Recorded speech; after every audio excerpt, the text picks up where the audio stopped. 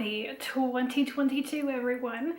Can you imagine that we made it here? Because I personally can't. So I know in my last wrap up, I said that I was thinking that maybe, as finals came up and stuff, that I would have less books this quarter. I was wrong. I read 76 books this quarter. So I'm not going to do a lot of preamble. We will do some fun preamble about the beginning of the year and all that kind of stuff when I do my top and bottom 5 books of 2021, which is a video I'm hoping to put out next week. We'll see. I'm not going to do that right now because we have 76 books to get through. I read 241 books per Goodreads, which I'm taking as a number that includes DNFs. It's like just in the 230s. I didn't DNF that many books this year, but Storygraph doesn't count those. So I'm going to go with 241 books that I at least started this year, most of which I read, and we're going to go through 76 of them right now. I've reviewed most of these, so again, I'll put cards in when I can, and after I run out of those, because you only get 5, I'll put them down in the comments so you can go see more about books that you're interested in there. So in October, I read 20 books. And I started off with A Certain Appeal by Vanessa King. This was an incredible book and I loved it a lot. It is a Pride and Prejudice retelling set in a burlesque club. And I did do an ARC review of this for more, but I have to say it's my favorite kind of retelling, which is that it takes the source material, but it doesn't feel like it needs to do it, beat for beat, word for word. It's really cute, it's really fun, it's a really interesting setting, and I highly recommend it if you're a fan of Pride and Prejudice or just romance books in general. Included in my last quarter was the first book in Scarlett St. Clair's Haiti and Persephone retelling, which Michaela and I did a joint trilogy review of, so you can check that out. But in October, I finished the series and I read A Touch of Ruin and A Touch of Malice. Michaela and I had some issues with this series, and that video is kind of long, but while I really, really wanted to love this series, it gets a little bit too violence against women-y in really weird ways that escalates throughout the series, and I just not a fan. And so read it with that warning in mind if you choose to do so, because I was not prepared for that. I finished listening to The Afghanistan Papers by Craig Whitlock, a writer for the Washington Post. This is a nonfiction book that is essentially the Afghanistan versions of the Vietnam papers that are called the Pentagon Papers. And essentially it's like an expose of our war in Afghanistan. I included it in one of my last supplemental videos, so you can go see more on that. But if you are interested in hearing what the generals and the people running the Afghanistan war really had to say, highly, highly recommend you get your hands on that book for what the Washington Post and Craig Whitlock were able to get through Freedom of Information Acts. It's wild, really is. I also read 3 more books in the Bridgerton series in October. I read To Sir Philip with Love, When He Was Wicked, and It's in His Kiss. I hated To Sir Philip with Love, and in fact, I'm pretty sure it will come out in one of my worst books that I read this year, so I'll table that for now. But the other 2 were actually quite good. In particular, I really, really liked It's in His Kiss, which is Hyacinth's story, and it was just like a really cute hijinks heist book set as a romance. It was just really cute, and so I really did like that one. I only have Gregory's to go, but weirdly I haven't picked up the series since then, so I guess I'll be finishing this in 2022. I also read Hate You More by Lucy Gilmore, which is another one that I have a ARC review up as. It was a enemies to lovers romance about 2 people, one who is putting a dog in a dog show and the other is a dog show judge. It was okay. I wouldn't say that it was great, but it does have a lot of fluffy, furry companion love and cute dogs in it. So if that is what you're looking for, as just like a really basic enemies to lovers with dogs, you can check that out, or my full review for more. Right after that, I DNF'd When Sparks Fly by Helena Hunting. I reviewed a book by Helena Hunting a while ago called Kiss My Cupcake, and really, really enjoyed it. But almost every other Helena Hunting book that I've picked up since then has not been great. And When Sparks Fly, the guy is just such a tool. I couldn't do it. No. Bad, toxic. No. I followed that up with Denise Williams's new book, The Fastest Way to Fall. This is without a doubt one of my top books of this year, as her debut book was one of my top 5 books of last year. So The Fastest Way to Fall is about a plus size body positive blogger for a lifestyle website who goes onto this fitness app in competition with a skinny blonde chick from work, and who's using another rival fitness app to see who can really have the best experience on them. But she's also a woman of color, she's plus size, and she ends up falling for her trainer, who is actually the owner of the fitness app that she's using, and he has some demons of his own that have to do with drug use in his family. It's just a really, really powerful book, and Denise Williams even says in the beginning that it's the kind of book that she, as a plus-size woman of color, would have loved to have read when she, at any time in her life, really. So it's really sweet, it's really powerful. I really, really enjoyed it. I then read 3 picture books for a project for school, so I'm just gonna give you the titles, but you know, they're not really books. I'm doing a project on George Washington picture books, and so I read George Did It by Suzanne Tripp Germain, Runaway, the story of Ona Judge by Ray Anthony Shepard, and A Parade for George Washington by David Adler. Don't worry about it. It's cool. It's chill. After that, I went on an absolute binge of Alicia Rye books, and I did a full bulk review of these, but I read 2 trilogies by her. These are romance books. The first was the Forbidden Hearts trilogy. That was Hate to Want You, Wrong to Need You, and Hurts to Love You. And then I read her Modern Love series, which is like barely related to that series by like 1 character relation. And there was The Right Swipe, Girl Gone Viral, and First Comes Alike. The second trilogy is about modern love, and so like the first one is about a girl who runs a dating app and falling in love with a guy who works for one of her competitors, and the second one, someone goes viral and has to hide from the internet, and in the third one, the female lead is a beauty influencer. So I did not think that that trilogy was as strong at all as the first one. I just started it on a whim because the first book is a second chance romance, and I'm really into those right now. But that whole series, the last book kind of collapses in on itself, but the first 2 books in particular are just really strong relationship romances, and I think that the last trilogy is just too gimmicky. But I did a full review on those, and at the very least, if you want a really excellent second chance book, just read the first book and see if you want to keep going with the Forbidden Hearts series. The last book of October was the culmination of like 6+ months of listening to the audiobook of Rick Perlstein's Reaganland, America's Right Turn. Oh my god. I mean, the book itself is over 1,000 pages. The audiobook is over 45 hours. It's like absurd. And I really, really liked some of Rick Perlstein's other books. He's one of the preeminent chroniclers of the rise of the right in America, and he makes these amazing books that really settle you into the socio-cultural, political context of the moment to see how these movements have risen and where they've come from. And I mean, The Invisible Bridge, which is a book about bridging Nixon to Reagan, was incredible.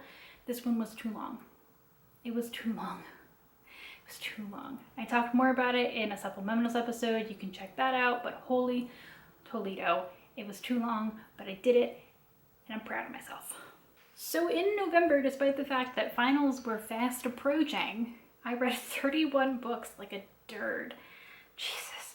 Okay, started out with a really random, don't remember why I picked it up, book by an author that I really enjoy, Christina Lauren, and I read My Favorite Half Night Stand. The thing is that I didn't remember reading it until this very moment. I think it's a second chance romance, and that's why I read it, but I do not remember. I also finished off 3 books for school, and so I'll just tell you the titles, but whatever, I think you'll get the gist from that. But so these were for my PhD this year. I finished Ratiolinguistics, How Language Shapes Our Ideas About Race by H. Sammy Allen et al. I also finished On Qualitative Inquiry, Approaches to Language and Literature Research by Demetriadis and Cambralis. I know this is riveting. And then there was also Framing Language and Literacy, Socially Situated Views and Perspectives, edited by Margaret Hawkins. Thrilling, I know. Also not thrilling was the audiobook that I finished directly after that, called Countdown 1945, with a really long subtitle by Chris Wallace. I'm not reading the subtitle, I'm gonna put it in post. It sounded interesting, but the thing about this is it's a countdown to Truman releasing the atomic bomb on Hiroshima and Nagasaki, and it gives you like POVs from a lot of people involved, but there are some different points of view that you get and you have to listen to that are pointless. I didn't learn anything from this. It was like really short and boring.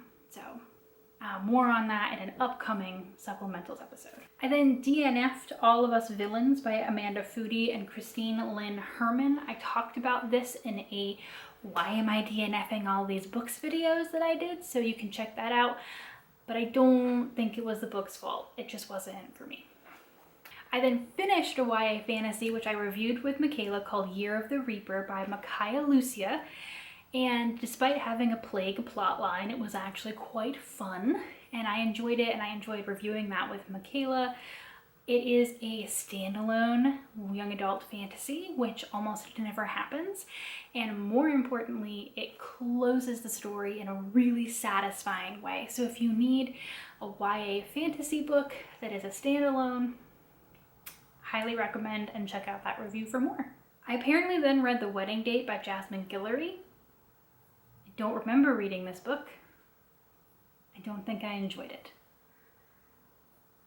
Oh, maybe I had a period of just where I blacked out. I then tried to read Overruled by Emma Chase, which I DNF'd because the guy was a dick. I distinctly remember that. Did not like that. And then I read Hopeful by Louise Bay, which again, I know I read specifically because it was a second chance romance, but I remember nothing about it. Zero, nada, none. I then finished, apparently in quick succession, an audiobook on my phone and an audiobook in my car because I finished Trump on Trial by the Washington Post. And this is like if you felt like at the time during Trump's first and second impeachments that there were so many storylines happening at all times that you couldn't keep track of them, this, if you followed that and kept track of it all, will tell you no new information. But what it does do is ties all the threads together in a really succinct way. And so if you're just looking to wrap your head around how we got there and who was fighting for what and what the issues were and what was happening, it's a really good narrative of those events. I think that I just checked it out because it was available and I was like, like I said, if you were following it, not a lot of new information, but if you're looking to just like put it all together, it's a fine time. I then also finished The Clinton Tapes, Wrestling History with the President by Taylor Branch. I feel like I would have gotten more out of this book had I already read my Bill Clinton biography. I was wondering if this could take the place of that because weirdly, there are not a lot of biographies on Bill Clinton that are on audio. It can't. Taylor Branch is a historian mostly known for writing about the 1960s civil rights movement, who was a personal friend or is a personal friend of Bill Clinton. And over the course of Bill Clinton's presidency, he had in the moment like interviews with Clinton where they talked about things that had come up. So it's not an exhaustive exploration into Clinton's presidency, simply a recording really of Branch's recollections of their conversations, of Clinton's recollections of things that happened to him. It's a really interesting mind twister. Because it is so episodically presented, I feel like you need a much better understanding of the actual events to get more out of the book. So I read it in the wrong order of things, but it was an interesting concept. I've not read anything else like it. I then read the new Annika Martin, Just Not That Into Billionaires, and reread a couple of the books in that series. I did a whole video on this, but essentially this is 6 books in a series about girls who end up with billionaires, which is the most ridiculous series I've ever read. The plots are in particular just like really weird setups and really funny, and they always make me giggle. So even though I'm not a fan of the billionaire romance trope, I think these are hysterical, and I do recommend those, but you can check out more on that. And then I read the Boston Love series by Julie Johnson. That's Not You, It's Me, Cross the Line, One Good Reason, Take Your Time, and So Right It's Wrong. And I liked the first one. I thought it was fine. But the thing about this series is that every single one of them after that follows the same plot line, which is that girl meets guy, they start to fall in love, something sinister happens, and the girl ends up kidnapped and needing to be saved. I don't know why every single one of them has to be kidnapped and shot at, but it was really weird because like there was very low I don't remember anything else but going, I feel like I just read the same book 5 times. And I still don't remember the plot. So do with that what you will. I then read Nightfall by Anne Denton. This is a reverse harem fantasy, which was so poorly written, I will not continue the series. And then I got obsessed with Olivia Hale for a while, and I read 3 separate series by her. I started with the Seattle Billionaires, and that's Billion Dollar Enemy, Billion Dollar Beast, Billion Dollar Catch, and Billion Dollar Fiance. This series was quite strong despite being billionaire books. The first 2 in particular are really great, and then they begin to like fall off in quality. But then I read her Brothers of Paradise series, which I think has 1 more to go in it, but that's Rogue, Ice Cold Boss, and Red Hot Rebel. Rogue is a second chance romance about high school and childhood sweethearts reconnecting, which I was like, oh, that's okay. But this series actually successively gets better. The last one in particular was about one of the brothers who is a photographer who's kind of lost his like love of life, and he gets paired with this woman who is a model but is trying really hard to prove that she's more than just a pretty face, and you know, wants to become a physical therapist, and they end up jetting around the world. It was just a really good, like, getting better as you go series. Which is unfortunate because then I followed that up with her New York Billionaire series, which I really just shouldn't have done. I hate billionaire books. But that's Think Outside the Boss, Saved by the Boss, and Say Yes to the Boss. These were fine. I don't think they were bad, but they just weren't as good as the Brothers of Paradise books. And no billionaire series is as good as Annika Martin's. So, I finished off with Battle Royal by Lucy Parker. This is a enemies to lovers Great British Bake Off / royalty romance set in Britain. It was a wonderfully cute little mashup. I did a full review on that one. If you are a fan of the Great British Baking Show and you like enemies to lovers, I really don't think you can go wrong with it. So, December. In December, I read 25 books and started off on a poor note with Perfect Grump by Nicole Snow. This is another book in a series that I read 2 books of earlier this year. This book was bad. Not even gonna tell you about it. Just the plot is choppy, the romance was poor. I liked the first couple of books. They're all kind of like enemy, grumpy to lovers. This one was just really choppy. Did not enjoy. I then finally read The Flat Share by Beth O'Leary. I did a review of her latest book, The Road Trip, earlier this year. The Flat Share is the one that was initially recommended to me. It is about two people who are flat sharing. So literally one is in the apartment for 12 hours and the other is in the apartment for the other 12 hours, and they begin to start a relationship through post-it notes. It was really, really sweet and very unique and very cute. However, I still think The Road Trip is better. So watch that review or do with that information what you will. I then read Not Your Average Hot Guy by Gwenda Bond. This is a demon romance book where the son of Lucifer ends up on Earth trying to, first accidentally with the female lead starting what could be the apocalypse and then trying to fix it. It was very cute. I think it was, like, I could continue the series. I wouldn't care either way though. It was just kind of like, oh, that was cute and funny and a nice way to spend some time, but whatever. Michaela and I then read two books by Aveda Weiss. We read Feed and Yours Insatiably. This joint review should be coming out soon-ish.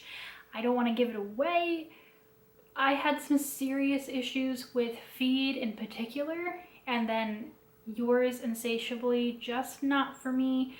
Michaela really enjoyed it. These are very, very explicit monster romances. If that is not your thing, it's not your thing. And it turns out it's not my thing. This was my first attempt. It didn't go well. But Michaela, like I said, enjoyed it, so I think the joint review will be great when that comes out. Over the course of the month, I read 5 books by Tl Swann. I started with her Miles High Club series, The Stopover, The Takeover, and The Casanova. I was really, really impressed with these books because I felt like where another romance novel might say, okay, that's the whole story because, you know, they've gone through something and they've fallen in love, was really only the 50% mark of these books. In particular, The Takeover did some stuff with people. The female lead in this one has been married, her husband died, she has kids, and it just really complicated that relationship. And Tl Swann, I mean, these are long books for romance novels. They're really like human relationship intricate, and I really, really liked that about those. So I started reading some other books by Tl Swann from her Mr. series, and I read Mr. Spencer and Mr. Garcia. Mr. Spencer was fine. Same thing, the same like long, complicated, but just like not as interesting as the first series. Mr. Garcia was just bad. It was like a fight to finish it. I felt like it would never end. It was like, oh my God, okay, I'm so done. And I really wanted to love it, but it just wouldn't end. It's also technically the last book I read in 2021, but I'm grouping authors together just so we don't have to go like, oh, In December, I also reread an incredible rockstar romance series by Kristen Callahan, the VIP series. Ostensibly, I was reading her newest book in that series, which is Exposed, but because I love this series so much, I reread the first 3 books. So that's Idle, Managed, Fall, and Exposed. Exposed was a real letdown after the first 3 books in the series, which are spectacular. If you want a rockstar romance that does really interesting things with mental health and suicide, the first 3 books in particular are really good. The 4th book is just blah, but I did a full review of that. You can check that out. I then finished Travels with George in Search of George Washington and His Legacy by Nathaniel Philbrick. I really, really enjoyed Nathaniel Philbrick's trilogy on the American Revolution. This book was weird. I'm going to go into it a lot more in a future supplementals episode, but this book didn't know if it was a history book or a travel book, and then felt like, because while it was being written, you know, the George Floyd protests were then happening, and then after doing this road trip with his wife, you know, Corona happened, and it really made them see their road tripping through very different eyes. So It was ostensibly Nathaniel Philbrick, his wife, and their dog going over George Washington's travels throughout what was then the United States of America during his presidency. It was weird. It was really weird. If you like travelogues, you might like it. But if you're looking for a history book, I also read and did an ARC review of Love at First Spite by Anna E. Collins. This book caused some spite from me because I got this ARC because it promised me an enemies to lovers romance. And in my review, I argue quite strongly that it is not enemies to lovers. It is just a lot of miscommunication. And other than that, I don't even remember what the book was about. I just remember being mad at it. So watch my entire review because I don't remember. I then read 4 books by Claire Kingsley from the Miles family saga. There was Broken Miles, Forbidden Miles, Reckless Miles, and Hidden Miles. Weirdly not related to the Miles High Club, which is also about a family with the last name Miles. I've like just put this together. Anyway, again, started this series because the first book, Broken Miles, is a second chance romance from people who were married and got divorced and find their way back to each other. This was another series that proceeded to get stronger as it went along and also had a suspense plot line that also got more interesting as the series went along. It's not great by any means, but as like a series that a lot of other ones I read, went like this one definitely went up, and I recommend that one if you have Amazon Prime reading, which I have succumbed to. Okay, my camera overheated and then fell down and I turned off my light, so if this is moderately changed, that's why. We'll carry on. So I then read another young adult fantasy, which I thought was a standalone, but is not, by Margaret Rogerson, called Vespertine. Michaela and I will be doing a joint review of this, but the reason that we thought it was a standalone is because Margaret Rogerson always writes standalones, and this one is apparently not, so it's really interesting to see how it goes, but it could be a standalone. The main character is a nun, I guess, in common parlance, in a land kind of overtaken, once again, kind of sort of by a plague.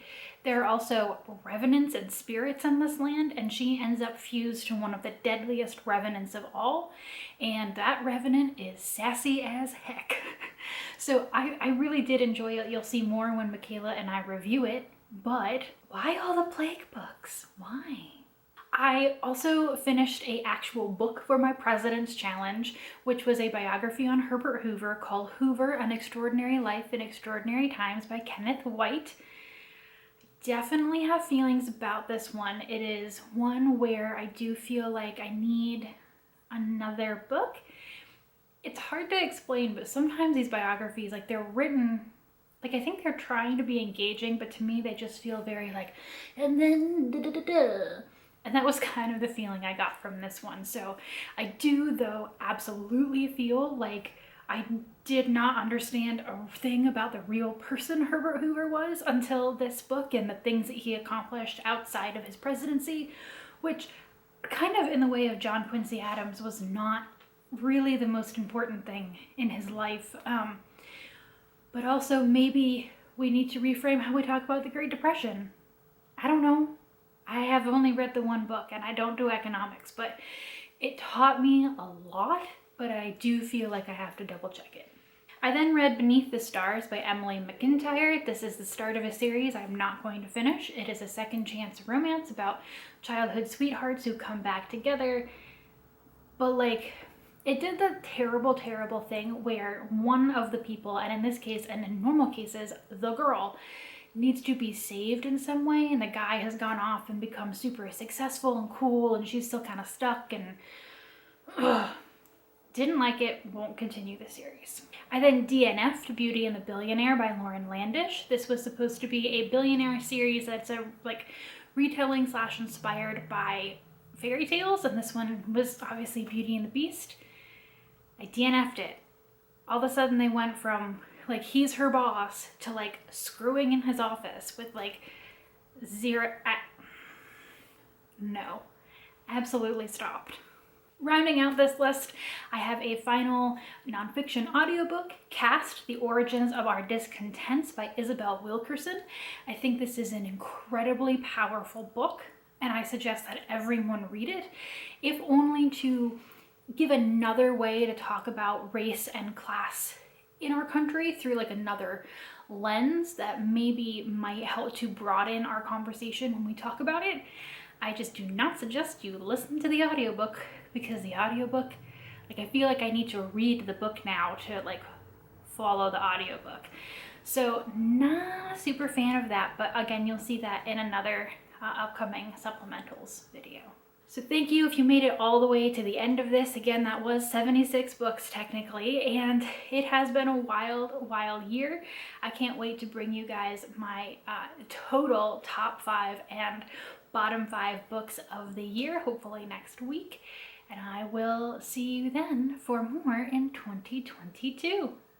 Thanks, guys. Bye.